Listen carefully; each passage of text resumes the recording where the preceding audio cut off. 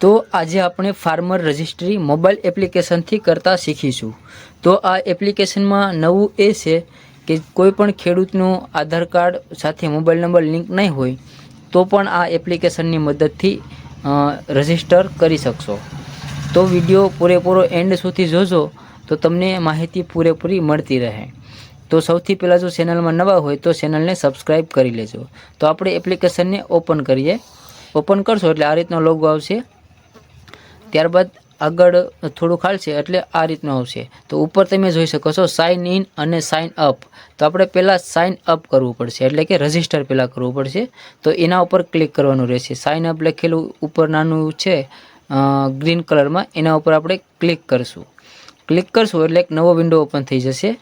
એના ઉપર ઓટીપી અને ફેસ, જો તમારા આધાર સાથે મોબાઈલ નંબર લિંક હોય તો ઓટીપી અથવા ફેસને સિલેક્ટ કરી લેવું। જો મોબાઈલ નંબર લિંક ના હોય તો ફેસ સિલેક્ટ કરી અને એક એપ્લિકેશન ડાઉનલોડ કરવું પડશે। ફેસ આરડી નામનું એપ્લિકેશન ડાઉનલોડ કરવું પડશે। ઓર જો આધાર કાર્ડ સાથે મોબાઈલ નંબર લિંક હોય તો એ જ રહેવા દેવું। તો આપણે ફેસ અત્યારે રાખીએ છીએ તો આપણે ફેસ આરડીનું એપ્લિકેશન ડાઉનલોડ કરવું પડશે, જે આપણે રાશન કાર્ડ ઈ-કેવાયસી એમાં પણ કામ લાગે છે। તો આ છે ફેસ આરડી એપ્લિકેશન, એને ડાઉનલોડ કરી લેવું।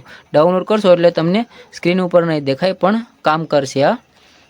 તો આને ડાઉનલોડ કરી અને આપણે પાછા આવી જઈએ આપણા પેજ ઉપર। પેજ ઉપર આવી જશું, ત્યારબાદ અહીંયા આધાર નંબર નાખી દેશું। જો તમે ફેસથી કરશો તો છેલ્લે પણ આપણે ફેસથી જ ઓથેન્ટિકેશન કરવું પડશે લાસ્ટમાં।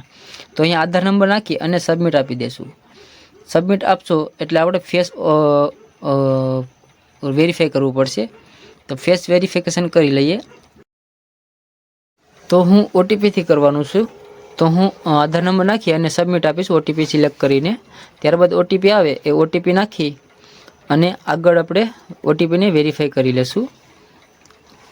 ઓટીપી વેરીફાઈ કરશો એટલે તમારી સામે આધાર કાર્ડની ડિટેલ આવી જશે, જેવું કે આધાર કાર્ડનું નામ અને ફોટો એ બધું આવી જશે।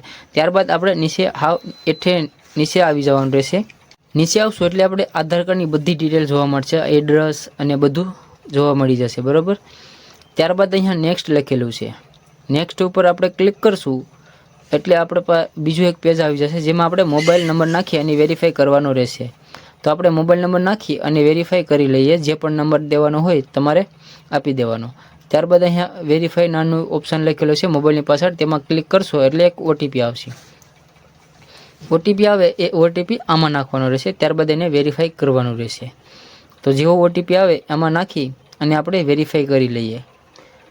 તો ઓટીપી 00, બરાબર। ત્યારબાદ આપણે અહીંયા વેરીફાઈ કરશું એટલે ઓટીપી વેરીફાઈ થઈ જશે। ત્યારબાદ અહીંયા નેક્સ્ટ આપી દઈશું। નેક્સ્ટ આપશું એટલે આપણે પાસવર્ડ બનાવવો પડશે લોગિન કરવા માટે। 2 વખત આપણે સેમ ટુ સેમ પાસવર્ડ 2 વખત નાખવાનો રહેશે।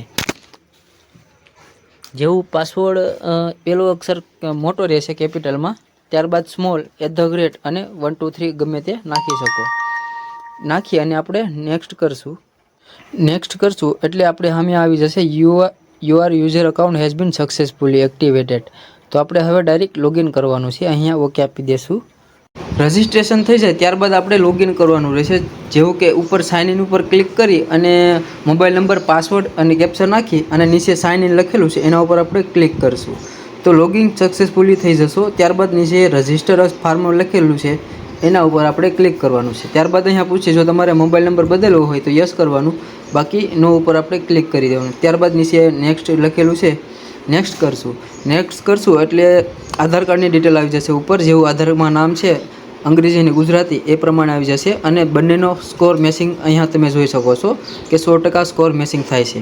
ત્યારબાદ આપણે નીચે આવી જઈએ, જેવું કે આધારની ડિટેલ આવી ગઈ છે થોડી ઘણી, અને ત્યારબાદ અહીંયા કાસ્ટ સિલેક્ટ કરવાની છે, જે પણ તમારી કેટેગરી લાગુ પડતી હોય એ સિલેક્ટ કરી લેવી।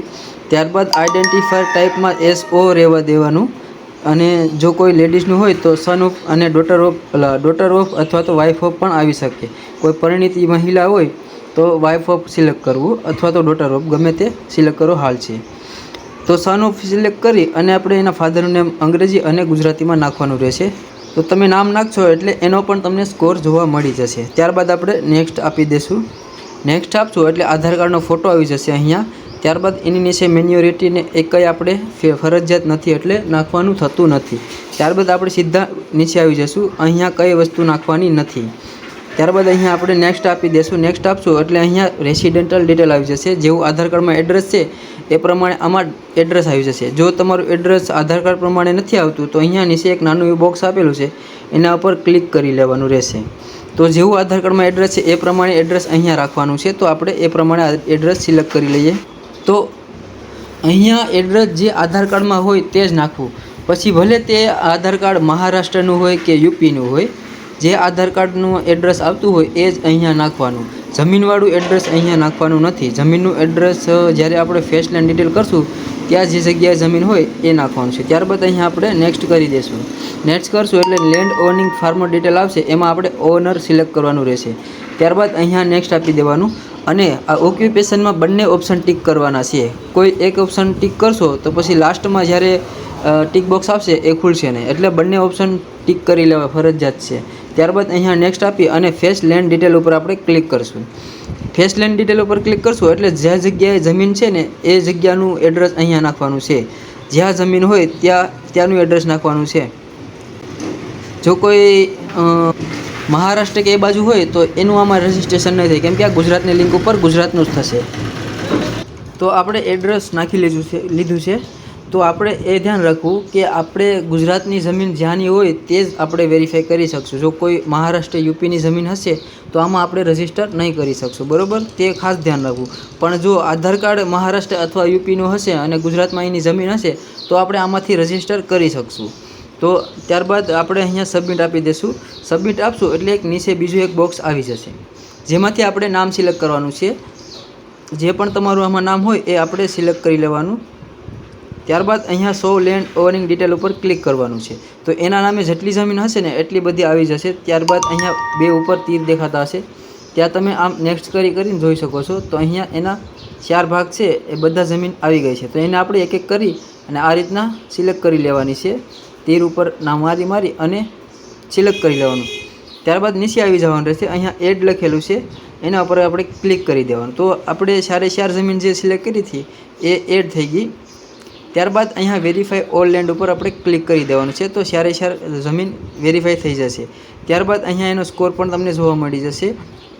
ત્યારબાદ અહીંયા નેક્સ્ટ લખેલું છે, એના પર આપણે ક્લિક કરશું એટલે સોશિયલ રજિસ્ટ્રી ડિટેલ આવશે. એમાં આપણે કાંઈ નાખવાનું નથી, બરાબર? ત્યારબાદ આપણે સીધા નેક્સ્ટ આપી દઈશું. ત્યારબાદ અહીંયા ડિપાર્ટમેન્ટ ઓફ અપ્રુવલમાં રેવન્યુ સિલેક્ટ કરવાનું છે.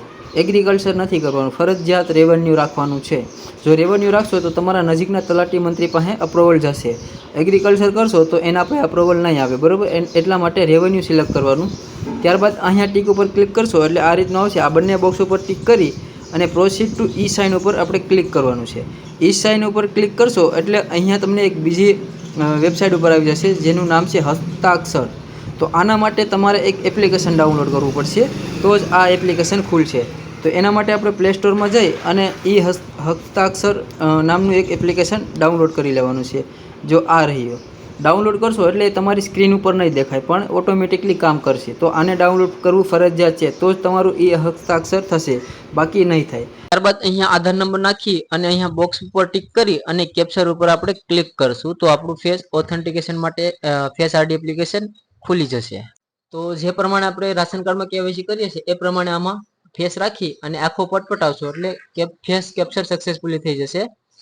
એનો મેસેજ પણ તમને મળી જશે કે ફેસ ઇઝ કેપ્ચર સક્સેસફુલી. ત્યારબાદ અહીંયા ઓકે આપી દેવાનું રહેશે. ત્યારબાદ આપણું ઈ સાઇન સક્સેસફુલી થઈ જશે. તો અહીંયા થોડીક વાર વાટ જોઈ લેવાની એટલે આપણે ફરીવાર આપણા રજિસ્ટ્રી પોર્ટલ ઉપર રીડાયરેક્ટ થઈ જશું. ડાયરેક્ટ થઈ જાય ત્યારબાદ અહીંયા બીજું એક બોક્સ હશે, એમાં આપણે ટિક કરવું પડશે. અહીંયા કંસલ આપવી પડશે, એના ઉપર ટિક કરી અને સબમિટ ઉપર આપણે ક્લિક કરવાનું છે. તો આપણું રજિસ્ટ્રેશન સક્સેસફુલી થઈ ગયું છે. અને અહીંથી આપણે ડાઉનલોડ પીડીએફ ઉપર ક્લિક કરી અને પીડીએફ પણ ડાઉનલોડ કરી લેવાની રહેશે. તો આજનો વિડીયો તમને કેવો લાગ્યો? જો સારો લાગ્યો હોય તો દોસ્તો સાથે શેર કરજો અને ચેનલને સબસ્ક્રાઇબ કરી અને બેલ આઇકનને પણ પ્રેસ કરી લેજો. અને સાથે મારી વોટ્સએપ ચેનલ છે જેમાં જોઈન થઈ જશો, એની લિંક હું નીચે ડિસ્ક્રિપ્શનમાં આપી દઈશ, ત્યાં જઈ અને જોઈન થઈ જશો. તો હવે આપણે મળશું એક નવા વિડીયો સાથે.